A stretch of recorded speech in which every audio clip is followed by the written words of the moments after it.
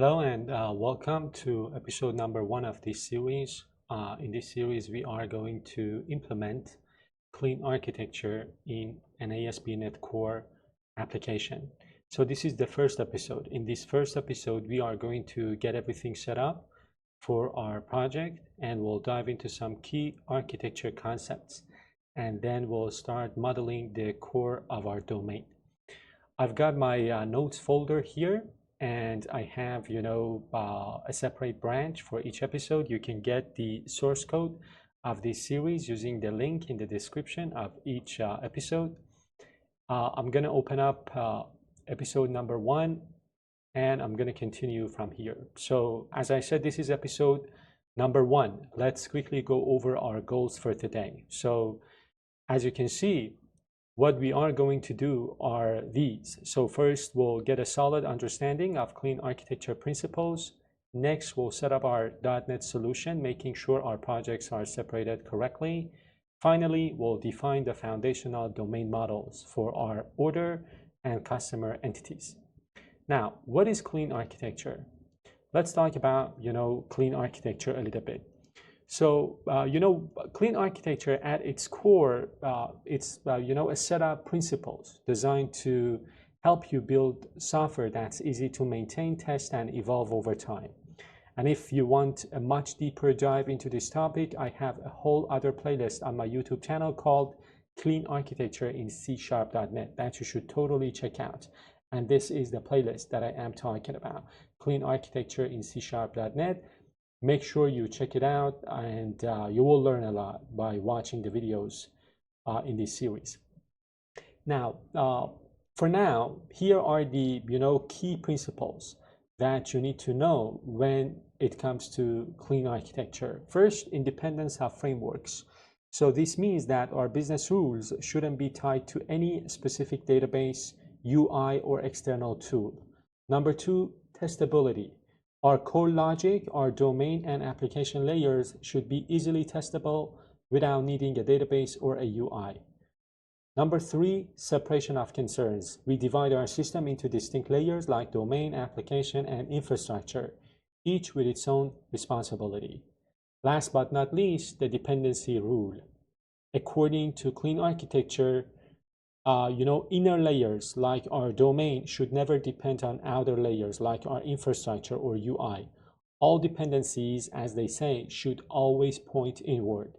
And this is a big thing in clean architecture. Now let's talk a little bit about, the overall, let's say, architecture of an application when it comes to clean architecture. As you can see here, our API layer has a dependency on our application layer, which we will implement as a class library. Then that application layer has a dependency on domain layer. Infrastructure again has a dependency on domain layer. So the dependencies point inward, right? The domain layer itself doesn't depend on anything, but the application, infrastructure, and API layer all depend on the domain layer. Now let's go through the next step, where we are going to create the project. So first off, we need to create the solution, which is something that I have already done, right? And then we need to add our projects using the command line. As you can see here, I'm going to add 3 class libraries for the domain layer, application layer, and infrastructure. This is the solution, which I have already added. And of course, I'm going to need an API application for my API layer. So this is what we are going to do. Let me go ahead and do something. Let me add my API. I'm going to call this eShop API. So add a new project. It's going to be eShop.api. And I am going to, I don't want top level statements. I want controllers. I'm going to use .NET 8. Now, the next thing that we need to do is to add those class libraries in there. So I'm going to open up my developer PowerShell. And then I am going to, run the command line code to add my 3, domain projects. So three, class libraries. So the first one is eShop domain, the next one is eShop application, and the last one is eShop infrastructure. Now, I want to add these to my, project, these to my solution. So I'm gonna, run the next piece of code where I am going to add these to my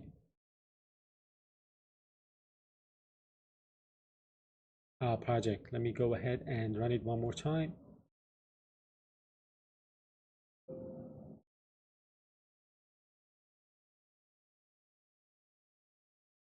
I don't know whether they were added or not. So I've got my domain, but what about my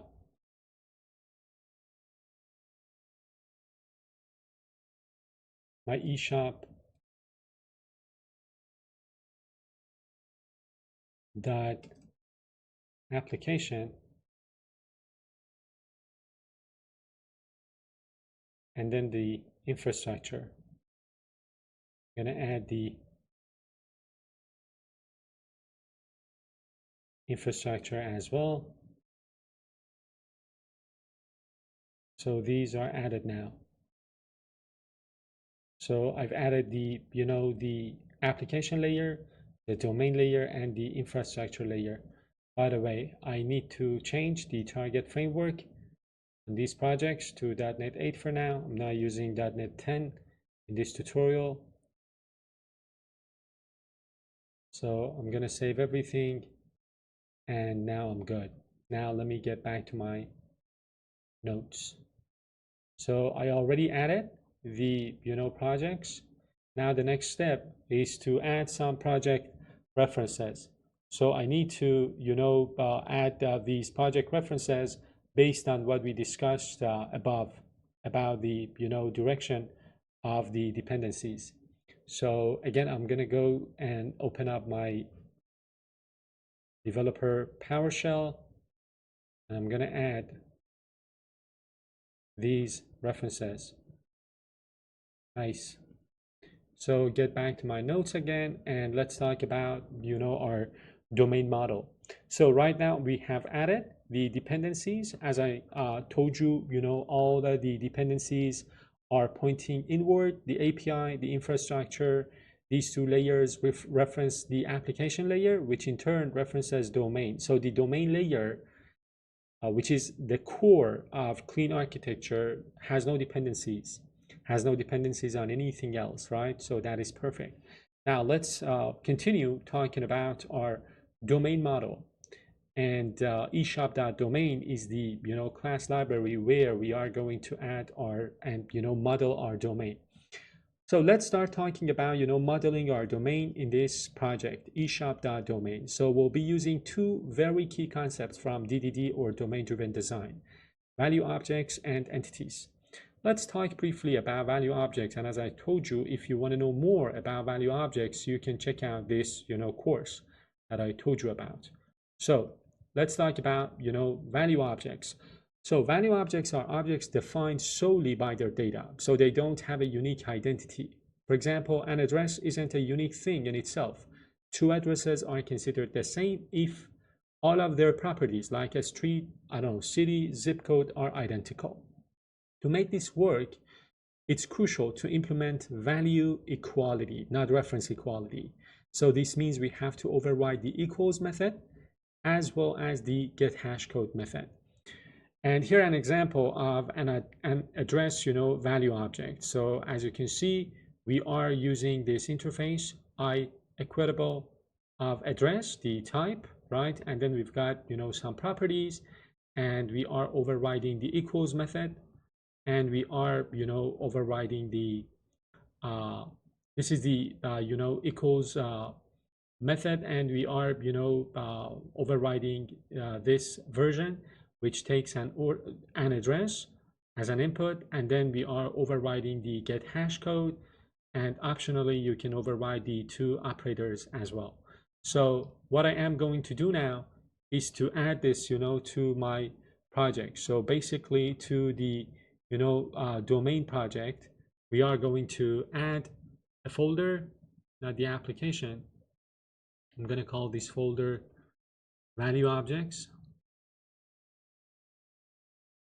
value objects. What about moving this file here? Then I am going to create this address type. If you want to know more about value objects, if you think you still have some questions, again, my recommendation would be to check out that playlist that I just told you about. That will give you a lot of insight. And I think it would be, a perfect complement to this course that you're watching now.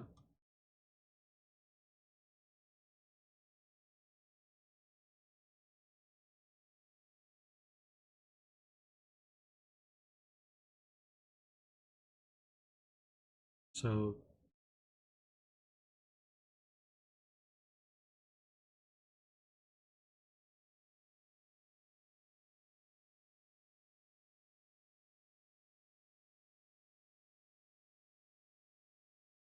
you override of two properties, operators.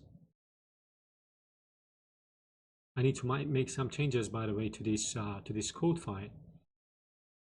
For example, these public keys, these are typos. I'm going to pause the video for a second and fix these and continue.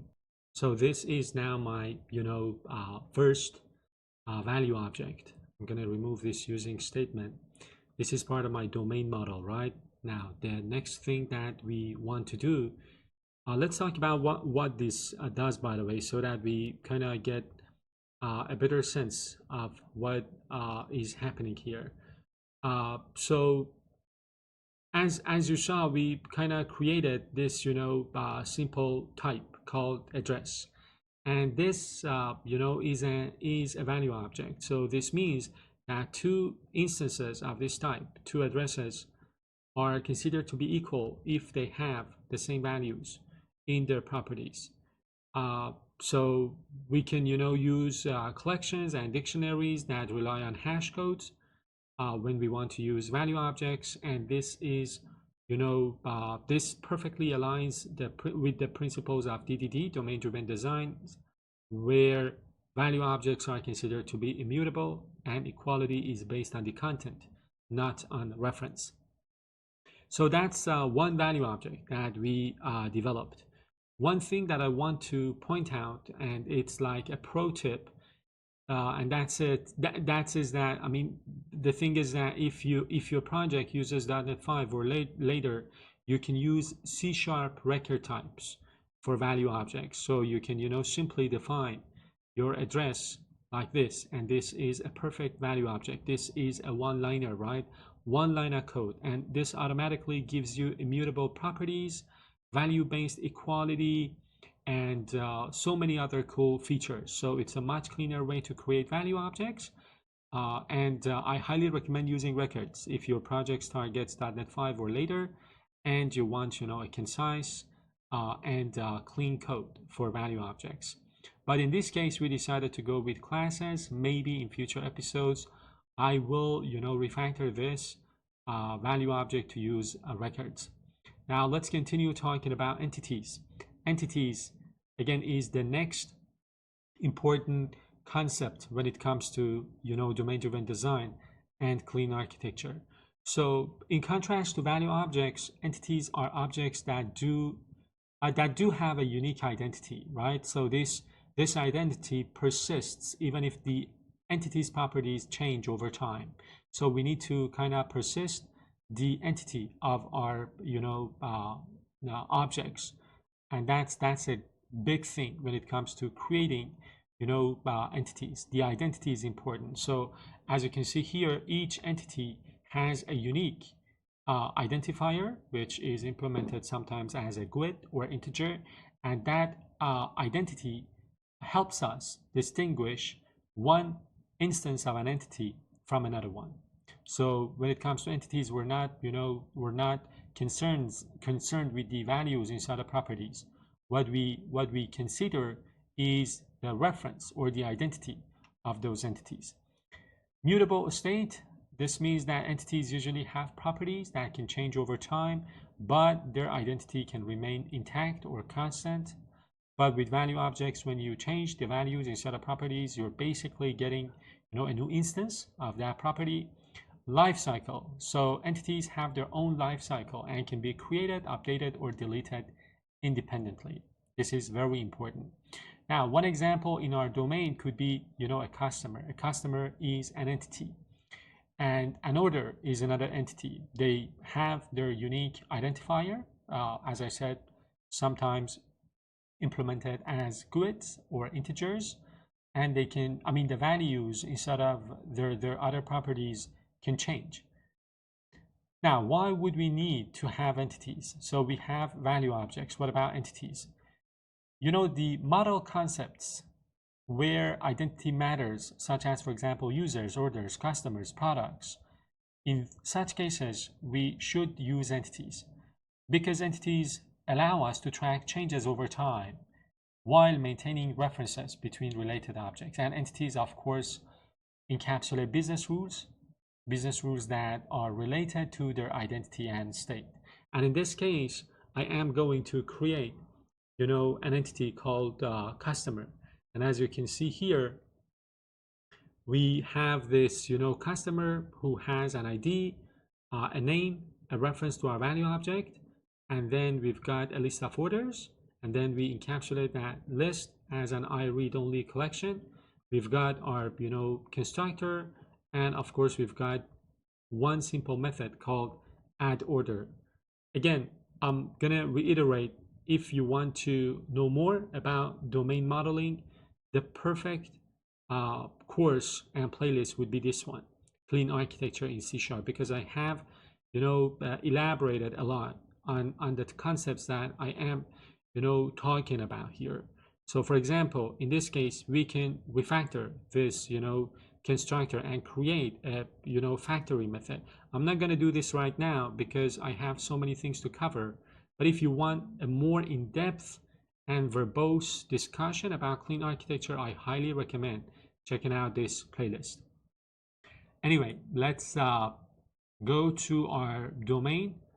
I'm gonna rename this file. So quick actions, rename file, and then I'm gonna create a folder called entities. So we have value objects and entities. And then let me copy paste this file here. I'm gonna remove this. And then I've got my, value object, my entity. I'm gonna remove this code and write my customer entity. So my customer entity is gonna have an ID, a name, reference to an address, and then a list of orders. And that order is not defined yet. We're going to change that.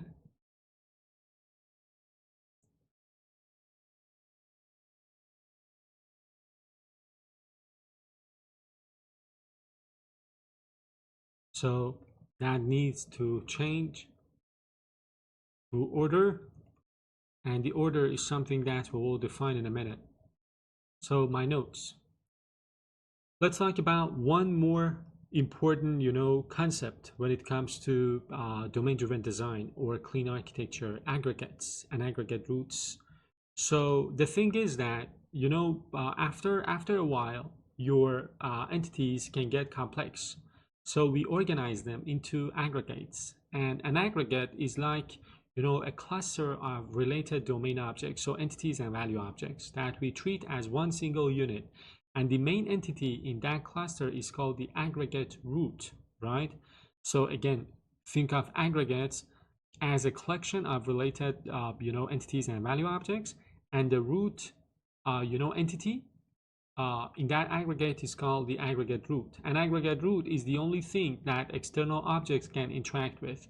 So when it comes to an aggregate, you cannot interact with the value objects and the entities inside of that aggregate. You can only interact with the aggregate root, which is the main entity in an aggregate. So this does so many things for us. For example, this enforces consistency boundaries. meaning that all business rules are validated within the aggregate root, preventing accidental changes to its internal parts. In our example, we are going to create an aggregate.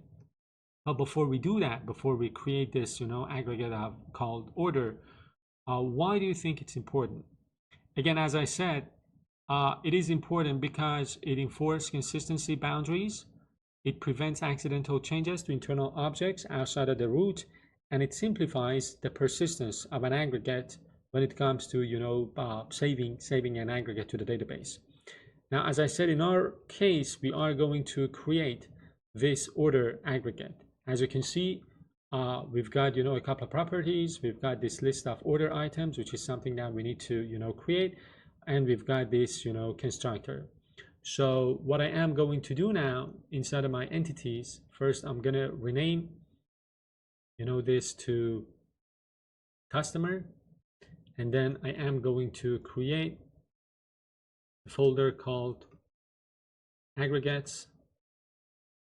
Let me copy this file here, and then I am going to create that order aggregate that we talked about, and of course the order item.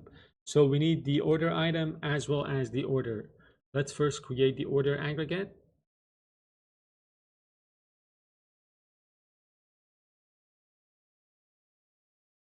So first the properties.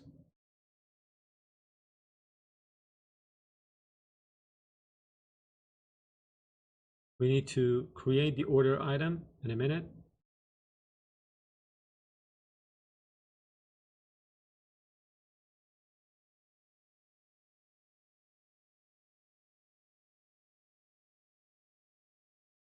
So the order item is going to be created. I just need to make some quick updates. So this is going to be entities, and that one is address. Nice.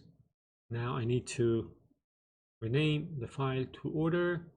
The order item needs to be added. I'm going to add this using statement, and the order, of course, and the order item. We'll add order item in a minute. So again, order is the aggregate root. Order item is a part of the aggregate, but of course it's not the aggregate root. It doesn't have its own identity independent of the order. So the only way for us to kind of interact with that aggregate is through its root, which is the entity, which is that order entity. And customer can be another aggregate root if you want, so that you can have it as an aggregate, and then the customer would be the aggregate root, and you can have other related entities and value objects in there. So let's go ahead and add another value object, and in this case we are going to add order item. So order item is going to be again a value object. We already discussed why value objects are important. This is part of our aggregate, right? Order is going to be our aggregate root. Inside of that aggregate, we're going to have order item as well. So this ensures that all changes inside of our aggregate are going to be valid and consistent. So inside of my value object, I'm going to add this order item class, and then I'm going to move it to another code file. So again, I'm going to have the product ID, the quantity. I'm going to have order item.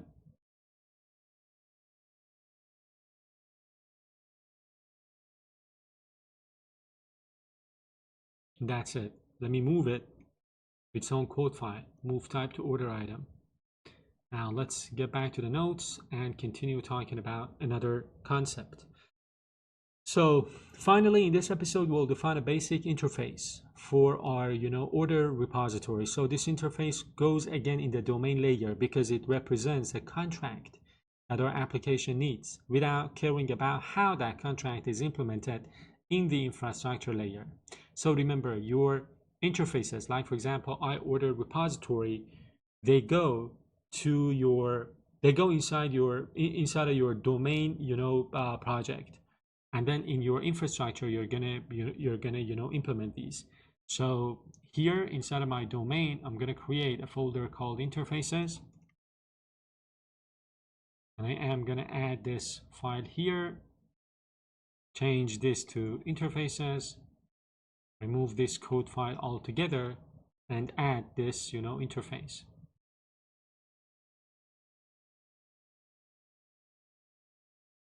And of course, I need to change this to order and change this to order as well. And we're going to add, our namespace here. Now let's continue again with the notes and the summary. So in this episode, we kind of laid the groundwork for our project. We introduced the core principles of clean architecture. We created a well-structured solution with distinct layers, and we started modeling our core domain. So we defined entities, value objects. We learned about the importance of aggregates and aggregate roots for maintaining consistency. In the next episode, we will, continue working on the solution. Again, don't forget that you can get the link, get the source code using the link in the description of the video. And as I said before, if you want to know more about, clean architecture and how to implement clean architecture using its different concepts in a project in C#, check out these other, playlists that I have published on the channel. Thank you so much for watching this episode, and I will see you in the next one.